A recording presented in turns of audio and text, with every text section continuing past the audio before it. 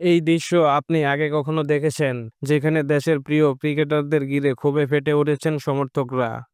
বিমানবন্দরে এমন বিশৃঙ্খলা আর লজ্জাজনক মুহূর্ত বাংলাদেশ ক্রিকেটের ইতিহাসে এর আগে খুব কমই দেখা গেছে। দীর্ঘ সফর শেষে দেশে ফিরল বাংলাদেশ ক্রিকেট দল, কিন্তু এবার তাদের জন্য অপেক্ষা করছিল না কোনো করতালির আওয়াজ, বরং ছিল ক্ষোভের গর্জন। একজন সমর্থক চিৎকার করে বললেন, দেশের জার্সি পরে এমন লজ্জা কেন? আরেকজনের কণ্ঠে হতাশা, আমরা তো তোমাদের জন্য ঘুম হারাই, আর তোমরা লড়াই না করেই হেরে যাও। তোমাদের বেতন বন্ধ করে দিয়ে মাঠে ধান লাগানোর কাজে লাগানো উচিত। সেই মুহূর্তে ক্রিকেটারদের মুখে কোনো কথা নেই, চোখে শুধু নীরব লজ্জা। গত কয়েক সিরিজ ধরেই বাংলাদেশের পারফরমেন্স নিয়ে প্রশ্ন উঠছে। একসময় তারা ছিল টাইগার, এখন তারা যেন দাঁতহীন বাঘ।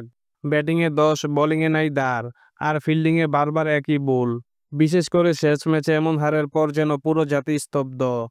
ক্রিকেট প্রেমীরা বলছেন এই দলটা আগের সেই বাংলাদেশ না, যারা লড়াই করে হারতো। বিশ্লেষকরা বলছেন দলের ভেতরে মনোবল হারিয়ে গেছে, আর এই মানসিক ভাঙ্গনই সবচেয়ে বড় বিপদ। এখন প্রশ্ন একটাই, এটা কি বাংলাদেশের ক্রিকেটের সবচেয়ে লজ্জাজনক সময়, নাকি এই অপমানই হবে পুনর্জাগরণের আগুন? কারণ ইতিহাস বলে, যতবার বাংলাদেশকে সবাই ছোট করে দেখেছে, ঠিক ততবারই তারা জবাব দিয়েছে মাঠে। সমর্থকদের চোখের পানি একদিন আবার হাসিতে রূপ নেবে, যদি দলের ভেতর সেই আগুনটা আবার জ্বলে ওঠে।